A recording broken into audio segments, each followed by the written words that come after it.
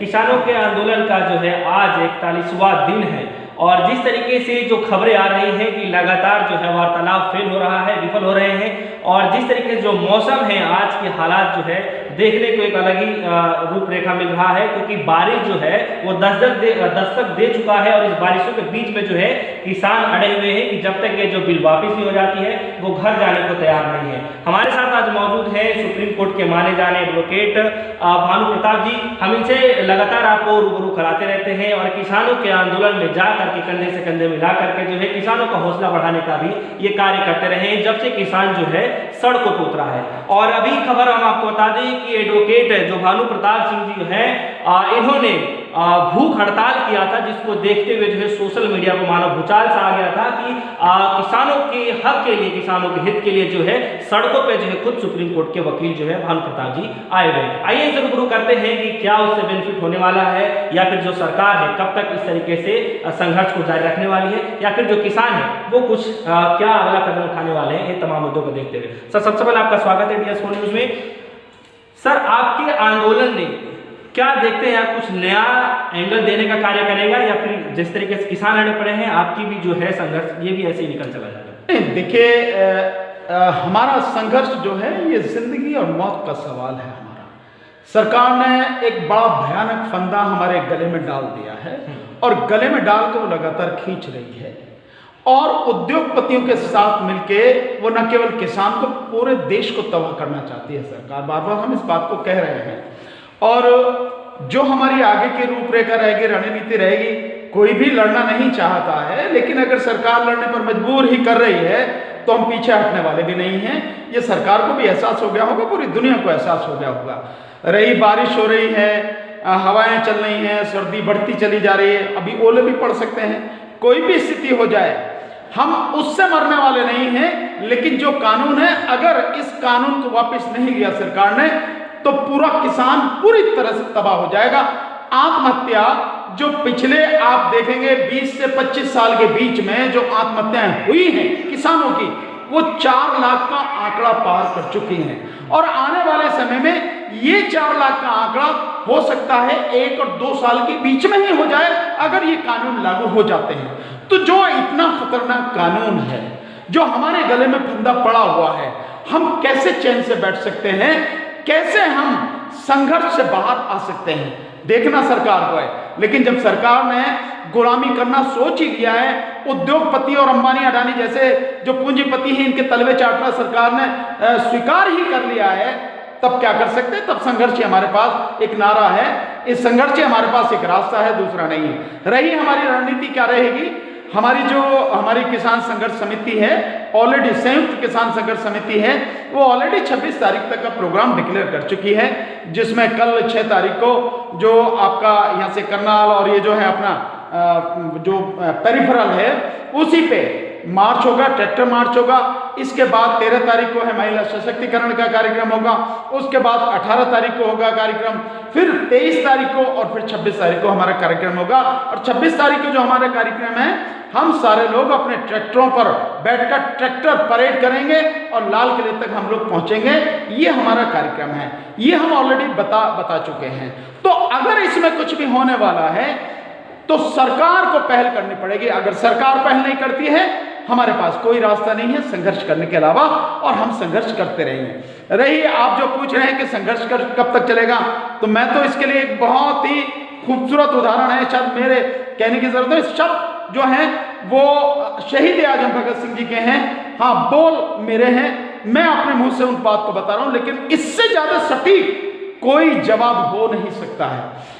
शहीद आजम भगत सिंह ने उस समय कहा था कि भारत में संघर्ष तब तक चलेगा जब तक मुट्ठी भर शोषक आम जनता के श्रम का शोषण अपने उद्देश्यों की पूर्ति के लिए करते रहेंगे। इससे कोई फर्क नहीं पड़ता कि वे शोषक विशुद्ध रूप से ब्रिटिश हैं या गठबंधन किए हुए ब्रिटिश और भारतीय या पूरी तरह से भारतीय, इससे कोई फर्क नहीं पड़ता है। और आज की तारीख में यही है, आज इसको दोनों तरह से देखा जाए, ब्रिटिश शब्द को अगर मैं हटा दूं तो तो मैं ये कह सकता हूं कि कुछ अंतर्राष्ट्रीय शक्तियां हैं जिनके साथ सांठगांठ करके, जिनके साथ षड्यंत्र करके, गठबंधन करके यहाँ के जो पूंजीपति हैं वो और यहाँ की जो वर्तमान मोदी सरकार है वो, ये सारे के सारे लोग मिलकर षड्यंत्र कर रहे हैं और अपने ही देश को पूरी तरह से तबाह करने पर तुले हैं। मैं एक चीज आपको बता देता हूं, यहीं पे वो बहुत जरूरी है ताकि देश की जनता को समझ में आना चाहिए आखिर ये सब कुछ क्यों हो रहा है।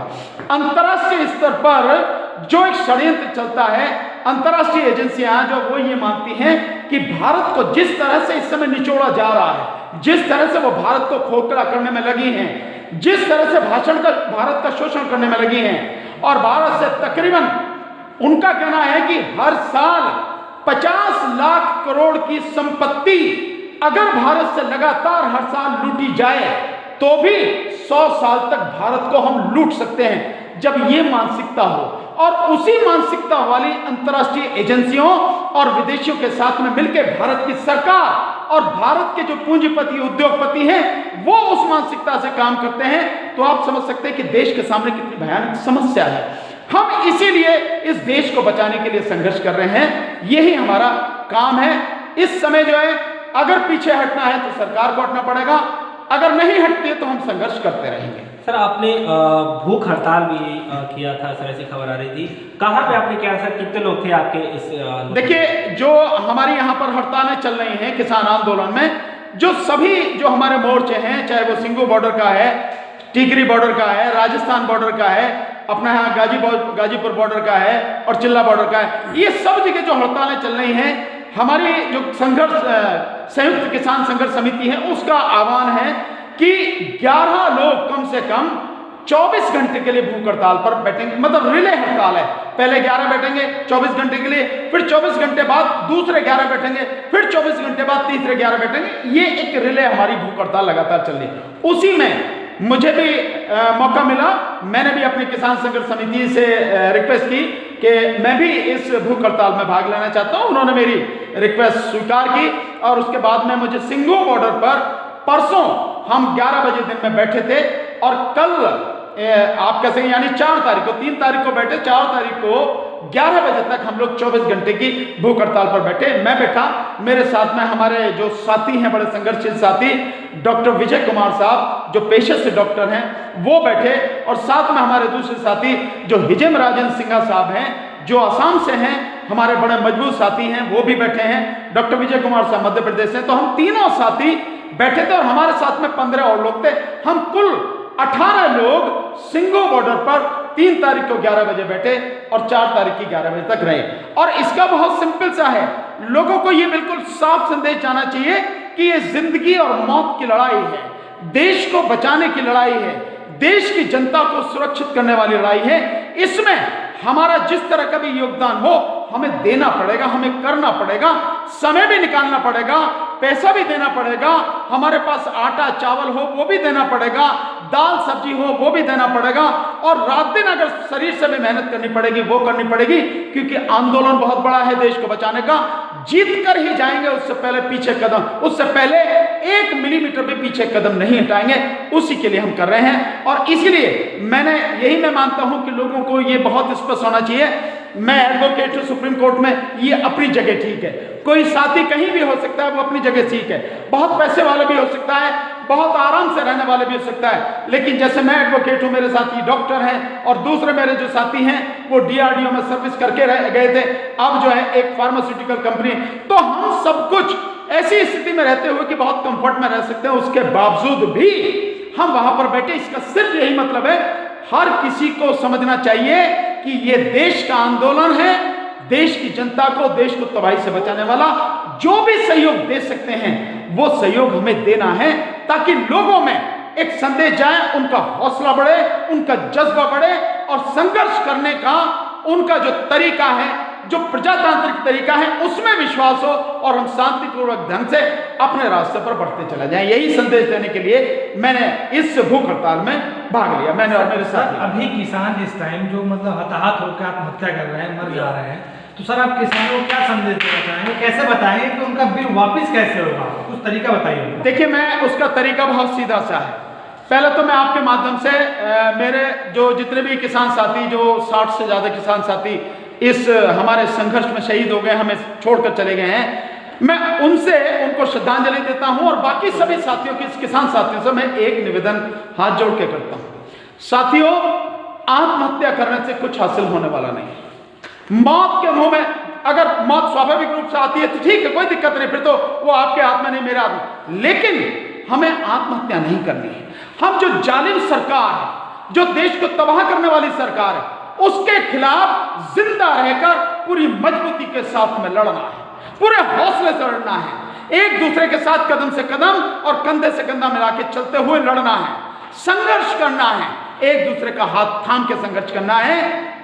किसी भी हालत में आत्महत्या जैसा कदम हमें नहीं उठाना है साथियों, इस चीज को ध्यान रखें। दूसरा यह है साथियों कि जो ये सारी चीजें हो रही हैं, इसके हमारे पास तरीके हैं।